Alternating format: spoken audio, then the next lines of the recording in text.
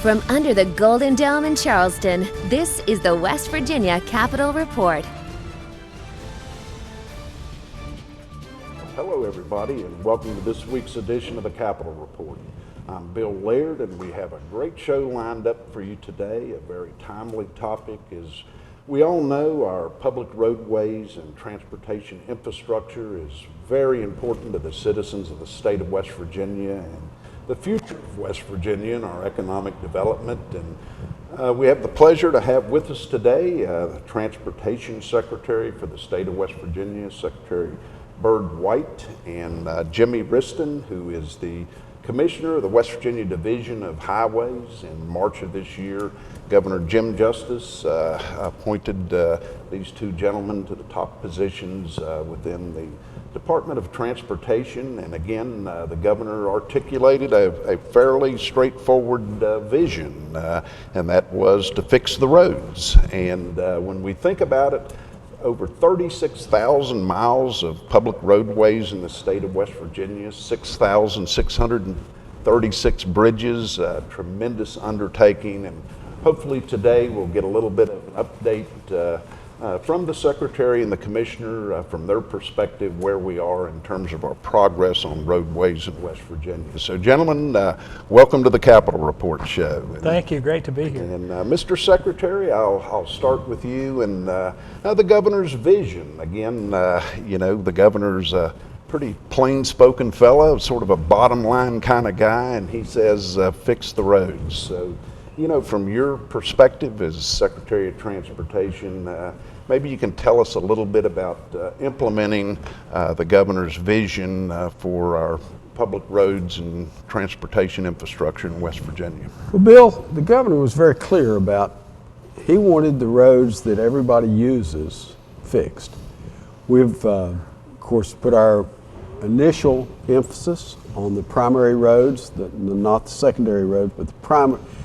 They're called secondary roads, but they're actually primary roads. The ones that people use every day to get to the doctor, to get to the grocery store, to get to work. Those have been our priority. We put them first. We feel like we're making progress on that. Commissioner Wriston and I have tried to explain to everybody what their responsibilities were and what we expect of them, and hold them accountable.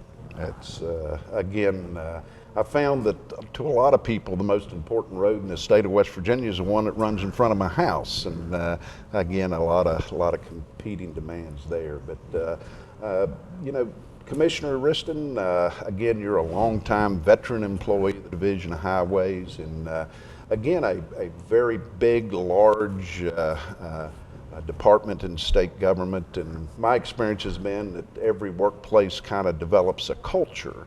And I think I read where you may have stated that the Division of Highways is in the process of trying to get back to their roots. If you could just explain a little bit about that phrase, getting back to your roots. Sure, I coined that from the governor, of course, and generally what we mean by that is that we get back to the things we do best. What we've done is we want to not just go on a 4 or 8 year cycle and put an inch of paving on every road, but to actually take care of the things that cause this deterioration. We get those ditches pulled, get the mowing done, get the potholes patched, get new pipes in place, and then once we have that basic concept, that basic idea, and take care of that drainage, then we can put pavement on there, and it'll last longer because we've gotten the water away from the road. The water's the enemy of the roadways, and that's the basic message of the core plan, is to take care of what deteriorates the roads. In the long run, this will save us untold millions of dollars by keeping us from having to go back every 2 or 4 or 8 years and pave that same road over and over and over. Absolutely. Mr. Secretary, again, you know, coming into you know, a position of responsibility such as you did, you know, your impressions concerning, again, I'm sure embedded in the Division of Highways, a lot of veteran, capable, quality people. But from your perspective, you know, I know you've sought to get a lot of work done since March, but what's your impression concerning the the employees that you've encountered in your position of responsibility? Bill, the Department of Highways, the Department of Transportation has great employees. They have employees that know what they're doing. They are smart, they're well educated. All they need to know is where they're expected to go, what's expected of them. I've found in my career that most people want to do a good job. They want to please people. They want to do the right thing. They simply need to be directed in the right direction. And that's what we've tried to do. Jimmy and I together have worked to try to get the people to understand what's expected of them. And once they've done that, they're going in the right direction. There was a culture of, I'd almost call it confusion. People did not know what was expected of them. They know what's expected of them, and they're stepping up. They're doing a great job. Well, that's good to hear. And again, Jimmy, with your 25 plus years of experience with the Division of Highways, again, experienced and tenured personnel, they certainly are familiar with the sort of the cyclical parts of the job and those sorts of things. But with what sounds like perhaps a little bit of a culture change underway in the Division of Highways, how do you see employees reacting to this? Is it sort of stimulating a little enthusiasm within the division? Where are we there? Yeah, I think you're absolutely right. That's exactly what's happening as a culture change at the very basic level. The tenured employees, they were frustrated. These guys are capable people. They know their business, they know their work, and that lack of leadership just filtered down and just took the underpinning right out of it. What I've seen from particularly the tenured folks, the new folks didn't know what they were getting into. Right. But the tenured folks, the 10, the 15-year folks, it's almost like the level of support that the governor has supplied for them, and that gets funneled down to them from Secretary White and through me. That it's just never happened before, and it's making all the difference in the world. Folks are coming in to work with smiles on their faces. They're working long hours, and it's hard work. It's hard work out there to pulling those ditches and patching those holes, and they look forward to it because they're seeing a result. And they drive on these roads too. Their families drive on these roads, and it's just a feeling of accomplishment. And I think it's a feeling of having support from that high level. It's just made all the world of difference as far as their attitude, as far as their buying in, because it's real easy to fall into a trap of you've done this way for a long time. And I think under the governor's direction, Byrd's leadership, that's changed. And I think we're on the right path there, and we're going to do some great things because of that. Well, that's certainly important. Mr. Secretary, again, the citizens of the state of West Virginia in 2017 passed the Roads to Prosperity Amendment, which sort of was a public affirmation of the need and support for the need to address our deteriorating roads in the state of West Virginia. And obviously that involved a lot of major projects requiring a lot of management aspects in terms of the bid processes and getting these projects up and moving. But it became clear from the vision of the governor is, hey, these secondary roads, again, as you referenced, those roads that people drive on each and every day, are equally important, if not more important. But in terms of our secondary roads, the governor, is that the focus? The governor sort of reloaded that vision with respect to the major contract projects and Roads to Prosperity. How do you balance out those secondary roads versus new construction projects? Well, the first bond issue that we sold a couple of years ago encompassed 10 projects, 10 big projects. 9 of those projects are on the street and are working. The 10th one will be in October. We'll put that out. It's a dual path, Bill. We're going down one path that's taking care of the roads, maintaining them. As Commissioner Wriston said, we're getting the water off the roads. If a road has water on it, that road's going to deteriorate quickly. The main road, the big roads, what I call big projects, the interstates and that sort of thing, are the ones funded by the Roads to Prosperity bonds, but that frees up the money that would be spent on those jobs to be used on maintenance and what we call secondary roads. And secondary roads is almost a misnomer. To us, that includes everything that's not a major highway. Right. Some of them I'd call primary roads. They're the ones that you get to work on. Right. They're important roads for the people of West Virginia. And that's where we're putting our emphasis. Yeah.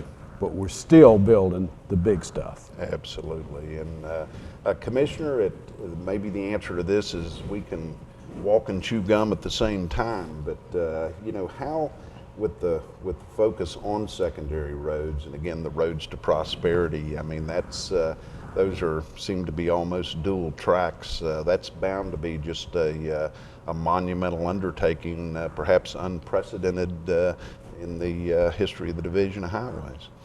Yeah, I think you're right. As Secretary White said, it is sort of a dual path, but everything's connected.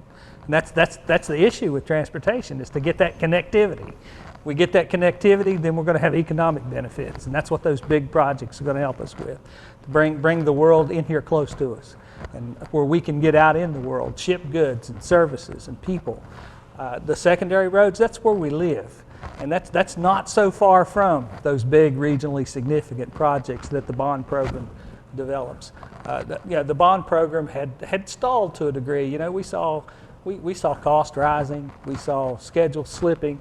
That one of the first things that Secretary White did was to get us refocused, and with my expertise and level of knowing how things work and what the steps are to get a developed project out there, pulling the right people out of the team in to focus on different aspects, getting our maintenance folks doing maintenance work, get our engineers doing engineering and design work. That's how it comes together, and it's all connected. Absolutely. And again, Mr. Secretary, sometimes you need to tweak things, and sometimes you need to sort of kind of get back and get more down to the foundational elements of a long existing state agency. And I've heard that perhaps there's been some revisions to your organizational charts and the way in which you have chosen to structure the management aspects of a huge department in state government. If you could maybe enlighten us a little bit on some of those organizational changes. Have they been tweaks or have they been basic redesigns? What's going on there? Bill, it's been my experience over a number of businesses that I've had the opportunity to be involved with or to run, that even when you've got great people, you've got to make sure those great people are in the right job. Yeah. Having an airplane pilot and putting him on a paver, he can't do it. Right.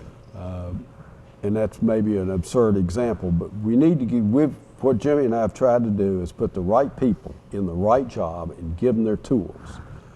One of the things, the challenges that we found when we first got there is we had a little bit, we'd told the public we're going to do 10 jobs for their $800 million in bonds, and it came out that those 10 jobs were going to cost over $1 billion. Well, we figured out how to solve that riddle. We're going to get all 10 jobs done, and we're going to do it with the bond money that we have. It's been but that's changing the way we look at things. Not, I have the advantage of having a man here that knows all about the Department of Highways, and I have the advantage of not knowing. It's not that I didn't know anything about the Department of Highways. It's that I knew how different businesses ran, how the other side, how the construction company that I ran for a number of years, how they look at the road system and their jobs, And between us, we've taken these two baskets of knowledge and redesigned the way that we're doing things internally. Yeah, absolutely. And again, with the governor, the vision is pretty crystal clear, and that is to fix the roads. But gentlemen, we're going to have to take a quick break and be right back to the Capitol Report show. So if you could stay with us, we'd appreciate it. So we're going to go ahead and take a break and be right back with Byrd White, Secretary of the West Virginia Department of Transportation, and Jimmy Wriston, the Commissioner of the Division of Highways. So stay with us, everybody. Stay tuned. The West Virginia Capitol Report will be right back. The West Virginia Capitol Report is brought to you by the AFL-CIO of West Virginia, Cucumber & Company, online at cucumberandcompany.com, and Mark Hunt & Associates, toll free at 800-554-1280. From under the Golden Dome in Charleston, this is the West Virginia Capitol Report. Welcome back to the Capitol Report as we continue our discussion about public roadways and our transportation infrastructure in the state of West Virginia with Byrd White, Secretary of the West Virginia Department of Transportation, and Jimmy Wriston, the Commissioner of the West Virginia Division of Highways. And Mr. Secretary, again, we were talking about the organizational aspects of the Division of Highways and the Department of Transportation, some of the modifications and changes. Any further observations concerning that? Bill, one of the big changes that I think we made is my title is Secretary of Transportation. Jimmy's title is Deputy Secretary of Transportation. The fact is, we're partners. We're equal. I don't do anything of major import that I don't tell him about, and vice versa. And we discuss things together. It's not a direction, Byrd White telling Jimmy Wriston what to do. That's not the way it's working. We work together as partners, and I think that is different than has been done in the past. Two of us, if we have a problem, we sit down and discuss it and try to come to a solution that fits the organization based on his experience and my experience, which are both different, but we think we come to much better answers that way than the Secretary of Transportation issuing edicts. That doesn't work for me. Absolutely. Well, again, communication and that interaction, very important in resolving problems and dealing with what needs to be dealt with to get the job done. So, Commissioner, accountability is important when it comes to managing public tax dollars. And a lot of times I think folks are, want to know what the status of projects may be. Hey, when is my road due next? They're going to get my ditch line cleaned out. How does, from our viewers and the public, how does public information and knowledge about road projects, what does the Division of Highways do to sort of facilitate that process of getting the word out and holding yourself accountable, I suppose? It all started on day one when the governor brought in the county supervisors and the district managers down here, spent 15 minutes, gave them clear, concise instructions on what he wanted. And he asked for a list of what the priorities are. He pushed that down to the levels, to the people that knew it. And they produced those lists, and instead of what's been done decade after decade is they give us a list and we put it on a shelf somewhere. The governor handed it right back to them and said, okay, now tell me what you need to get it done. And then we started collecting what they needed to get it done, and then it was go get it done. So that was the internal accountability part of that. And we take that very seriously. The word accountability shouldn't be a buzzword, or it shouldn't be just given lip service. It should mean something, and it does to us. And but we've put a great deal of effort out. I started a training program for our crew chiefs. Every system we have, and we've had issues with computer systems for years. We're making this transition to an ERP system to where the whole state is on one system rather than 15 or 20 different ones that don't talk to each other. So I've got a crackpot section over there. One of the restructuring that Byrd and I have done is created a new division that's solely based on strategic performance of what we're doing. They have been working diligently to come up with an interactive map that we're going to put out there. This thing is amazing. Probably for pennies on the dollar, if I'd have hired a consultant to create this thing, it would have probably been millions of dollars and years in the making. Right. My folks did this for pennies on the dollar in just a couple of months. So we're going to be rolling that out here very soon. In the meantime, we've been using the old standby spreadsheets. We put those lists out there on the web and on the Facebook pages. Secretary White sent every one of those lists to every legislator, every county commission in the state. If your project's not on here, let us know. We'll see what we can do to work these things in and get these lists prioritized. We go in there and we track these every, and you can watch us track them. They turn red right there in the line.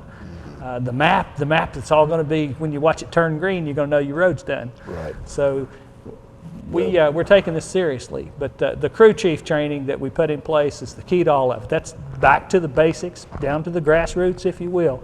Because that document that those guys fill out, that DOT-12, feeds every one of these systems. And the information on there has to be right, it has to be accurate, because I don't want to tell you I did 10 miles in Fayette County and I only did 8. Right. You need to know, and it's a fair question. When I come over here to the legislature and say I need this much money, it is a fair question for them to say, what do you need it for and what did you do with it? And that's a fair question for the citizens to ask. It's their money. What'd you do with it? Yep. And we want to be able to answer that question honestly and accurately and timely. Absolutely. So again, accountability, much more than a buzzword. It absolutely is. Mr. Secretary, again, West Virginia consists of 55 counties. Again, the Division of Highways, I think, is organized still into 10 districts. But it's a big state with a lot of subdivisions therein, and sometimes folks are concerned about parity. Hey, they seem to be doing more projects in such and such county, and where's my fair share? A lot of table pounding and that kind of thing. I'm sure you see some of that. But how do we ensure parity and fairness and equal treatment among counties, the 55 counties throughout the state of West Virginia? Bill, I'm glad you asked that.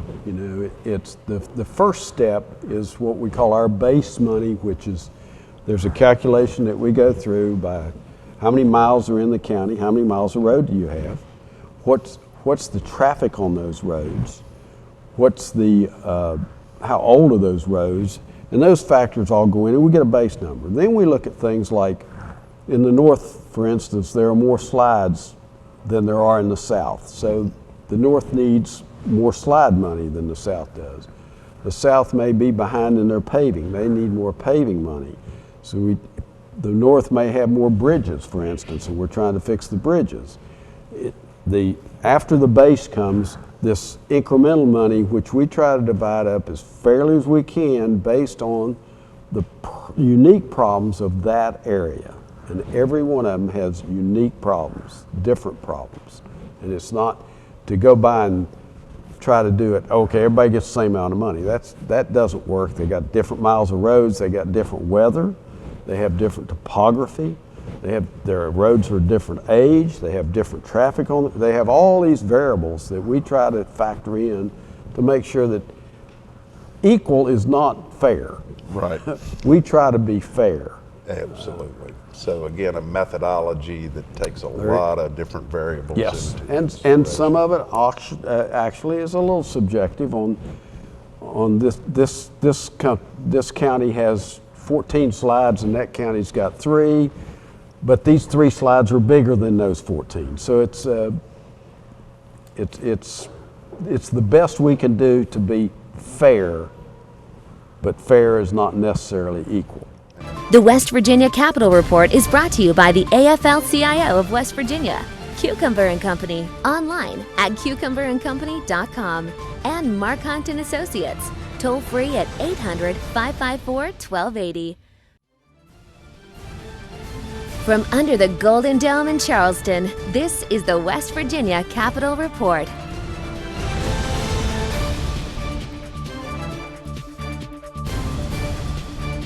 Welcome back to the Capitol Report as we close out today's show. And again, great information provided to us by Mr. Byrd White, the Secretary of the West Virginia Department of Transportation, and Jimmy Wriston, the Deputy Secretary and Commissioner of the West Virginia Division of Highways. And again, our transportation and public highways in the state of West Virginia extraordinarily important to the citizens of West Virginia and the economic future of the state. And it was very clear today that the two heads of those departments have developed a good partnership and collaborative relationship necessary to get the job done. And again, no ambiguity in the words of the governor, and that is to fix our roads. So again, I'd like to thank our viewers for tuning us in each week on the West Virginia Capitol Report.